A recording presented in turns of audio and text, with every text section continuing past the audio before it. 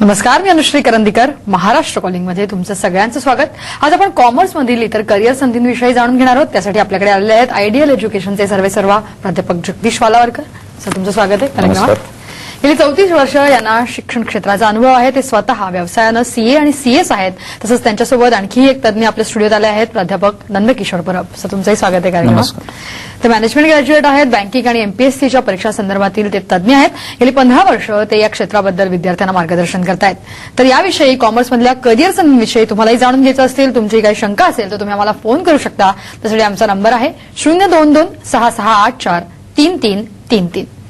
Sir, आपण आज commerce या क्षेत्राविषयी जाणून घेणार आहोत. तर सगळ्यात पहिले तुम्हाला हेच विचारायचं आहे की कॉमर्स या क्षेत्राकडे साधारण म्हणजे जसं आपण सायन्सशी कम्पेअर केलं तर त्याच्याकडे संधी कमी आहेत किंवा काय असं मुलांना वाटू शकतं किंवा वाटतं बऱ्याच वेळा. तर मग तसा नसता कॉमर्स किती वाईड क्षेत्र आहे, काय सांगाल त्यावर? तसं बघायला गेलं तर तुम्ही म्हणताय तसं इम्प्रेशन खूपसं आहे लोकांमध्ये किंवा मुलांमध्ये, स्पेशली मुंबई बाहेरच्या ज्या मुलांमध्ये तशा प्रकारचं इम्प्रेशन आढळतं.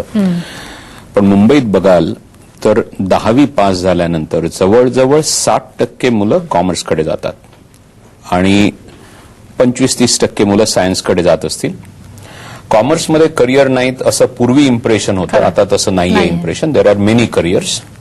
दुसरी गोष्ट म्हणजे कॉमर्समध्ये करिअर्स ही त्या मानाने लेस कॉस्टली आहेत सायन्स करिअरच्या मानाने. सायन्समध्ये करिअर्स थोडी जास्त कॉस्ट वाईज पडतात. त्यामुळे मध्यमवर्गीय माणूस पुष्कळ संख्येत त्यांची मुलं कॉमर्स करिअरकडे जाताना तुम्हाला दिसतील.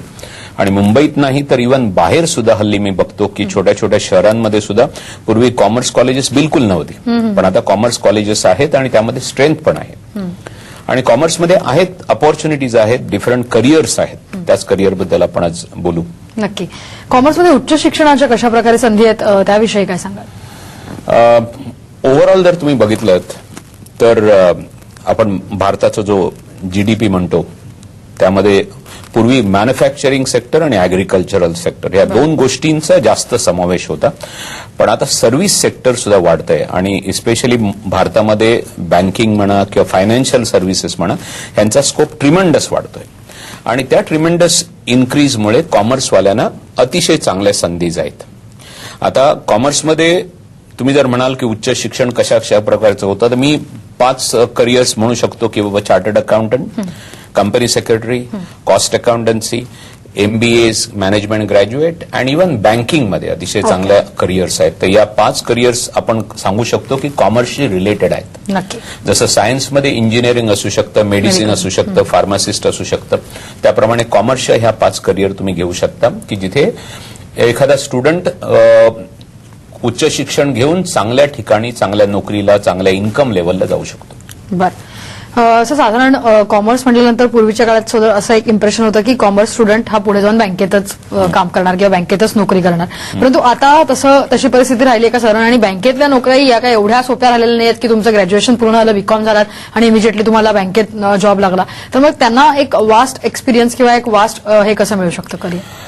इनफॅक्ट ग्रॅज्युएशन नंतर बँकेत नोकऱ्या मिळायच्या ही गोष्ट खरी आहे, पण ती 30 वर्षापूर्वीची साधारणतः 30 आम्ही ज्यावेळी ग्रॅज्युएट झालो त्यावेळी माझ्याबरोबरच्या जवळजवळ सर्वच मुलांना बँकेत नोकऱ्या मिळाल्या. पण ही परिस्थिती सध्या नाहीये. 2 गोष्टी, एकतर ग्रॅज्युएशनमुळे मुलांच्या क्वालिटीमध्ये मुलांच्या एम्प्लॉयबिलिटीमध्ये काही फरक पडत नाहीये. त्यामुळे नुसती बीकॉम क्वालिफिकेशन किंवा बीबीए क्वालिफिकेशन याने काही फरक पडत नाहीये. तर बँकेत तशा प्रकारच्या नोकऱ्या न येता आता 12वी नंतर बँकेचे एक्झाम देऊन बँकेमध्ये नोकरी घेणं हा एक पर्याय आहे. किंवा कॉमर्समध्ये मी जे बाकीचे करिअर्स म्हटले त्या परीक्षा देऊन या प्रोफेशनल क्वालिफिकेशन आम्ही त्यांना म्हणतो, चार्टर्ड अकाउंटन्सी म्हणा किंवा कंपनी सेक्रेटरी म्हणा, तर या एक्झाम्स देऊन या करिअर्स करून त्यानंतर चांगली प्लेसमेंट तुम्हाला होऊ शकते. अतिशय चांगले डिमांड आहे या कोर्सेसना. नक्की. सर, तुम्ही स्वतः तुमचं बँकिंग क्षेत्रातला अनुभव आहे. बँकिंग क्षेत्रामध्ये कॉमर्स ग्रॅज्युएट मुलांना किंवा कॉमर्स बॅकग्राऊंड असलेल्या मुलांना कशा प्रकारे सध्या करिअर संधी उपलब्ध आहेत? विशेषतः जर बँकिंग क्षेत्रामध्ये जर बघितलं, जसं आत्ताच आपण अनुभव शेअर केला की पूर्वी एक साधारण 25 ते 30 वर्षापूर्वी सहजरित्या बँकांमध्ये जॉब उपलब्ध होते. पण जो फायनान्स मिनिस्ट्री ऑफ इंडियाचा जो हल्ली 2010 मध्ये जो एक सर्व्हे झाला, त्या सर्व्हेनुसार असं समोर आलं की साधारणतः इमिजिएट म्हणजे साधारणतः येणाऱ्या 4 ते 5 वर्षामध्ये जवळपास 7.5 लाखहून जास्त एंट्री लेवल ची जी भरती असते बँकांमध्ये, विशेषतः एंट्री लेवलमध्ये क्लर्क आणि प्रोबेशनरी ऑफिसर ही जी पदं असतात, ह्यांची जवळपास 7.5 लाखहून जास्त पदं निर्माण झालेली आहेत.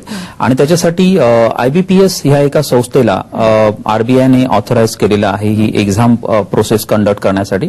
त्यामुळे मी तर असं म्हणेन की 12वी झाल्या म्हणजे HSC कंप्लीट झाल्यानंतर किंवा जे विद्यार्थी FY, SY, TY किंवा ग्रॅज्युएशन अशा प्रकारचं शिक्षण घेत आहेत, ह्या मुलांनी शिकता शिकता जर ह्या परीक्षांचा जर अभ्यास करून त्या दृष्टिकोनातून जर करिअरकडे एक सकारात्मक दृष्टिकोनातून बघितलं तर असा आमचा अनुभव आहे की गेल्या काही एक दीड वर्षभरामध्ये बरेचसे विद्यार्थी हे पब्लिक सेक्टर बँकामध्ये, जिथे आपण नॅशनलाइज बँका म्हणतो, अशा बँकांमध्ये त्यांना प्लेसमेंट मिळालेले आहेत. आणि फक्त इथे एकच भाग आहे, तो म्हणजे त्याला त्याच्यासाठी कॉमन रिटर्न एक्झामिनेशन किंवा ज्याला आपण म्हणतो एक प्रवेश मिळण्यासाठी जी एंट्री परीक्षा आहे, नक्कीच आपल्याकडे येऊया. ही प्रवेश परीक्षा असते, त्याची प्रक्रिया नेमकी कशी असते हे नक्कीच जाणून घ्यायला आवडेल. आपण पहिला फोन घेऊया. आपल्यासोबत एक प्रेक्षक आहेत औरंगाबादवरून. बोला, तुमचा प्रश्न विचारा. नमस्कार, मी व्यापार बोलतोय विरांची. हा, बोला. मॅडम, माझी मिसेस बीकॉम झाली, हा, तर तिला पुढं आफ्टर ग्रॅज्युएशन करायचं होतं, तर तिला ICAA करायचंय. तर ते कितपत ICAA व्यवस्थित राहील किंवा MBA करता येईल फायनान्स मधून? बर. बोलू का? बीकॉम झालेली आहे की करते? नाही, करायचं. सध्या बीकॉमचं जे ग्रॅज्युएशनचे जे 3 वर्ष आहेत त्यापैकी कुठच्या वर्षाला आहे? लिंक मला वाटलं त्यांच्याशी संपर्क संपलेला आहे आपला. आपण त्यांना काय सांगू शकाल? त्यांचा प्रश्न असा होता की त्यांनी त्यांचं पत्नी ग्रॅज्युएशन करतायत आणि त्यांना कॉस्ट अकाउंटन्सी आणि MBA अशा 2 वेगवेगळ्या कोर्सेस बद्दल त्यांना माहिती पाहिजे.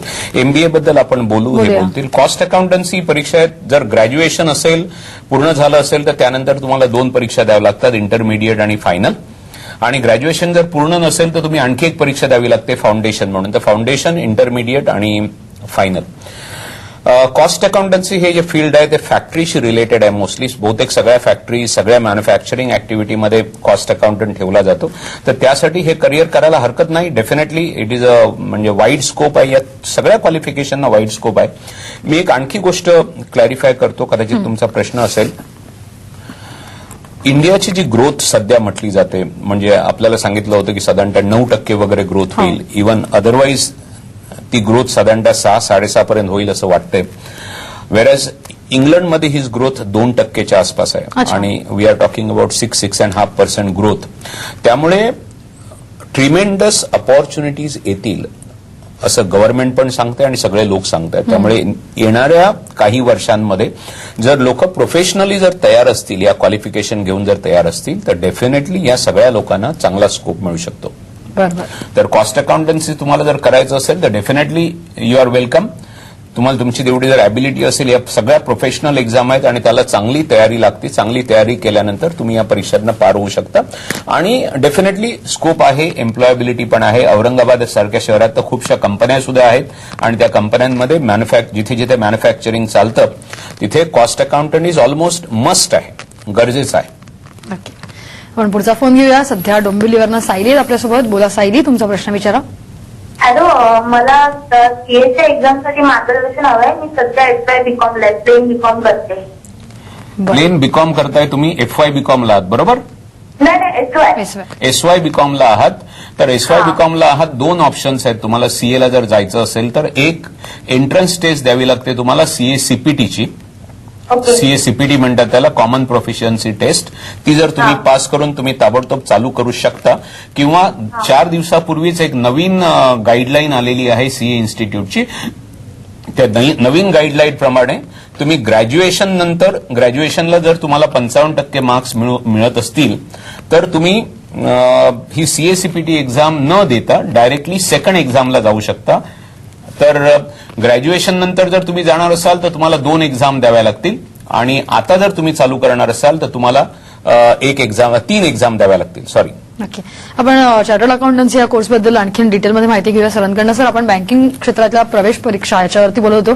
कशी ही प्रक्रिया असते साधारण आणि कशा प्रकारे मुलांना त्याच्यासाठी प्रिपरेशन करायला पाहिजे? पब्लिक सेक्टर बँकांमध्ये जर समजा एंट्री लेव्हलला क्लर्क किंवा प्रोबेशनरी ऑफिसर म्हणून जर आपल्याला रुजू व्हायचं असेल तर त्यासाठी एक आता जी कॉमन रिटर्न एक्झामिनेशन आहे, जी IBPS ही संस्था कंडक्ट करते संपूर्ण भारतभरामध्ये, आणि ही जी प्रक्रिया आहे ह्यासाठी तुम्हाला 19 राष्ट्रीयकृत बँकांसाठी, ज्यामध्ये फक्त स्टेट बँक ऑफ इंडिया आणि RBIचा समावेश नाहीये, उर्वरित 19 बँकांसाठी ही एकत्रित प्रवेश परीक्षा आहे.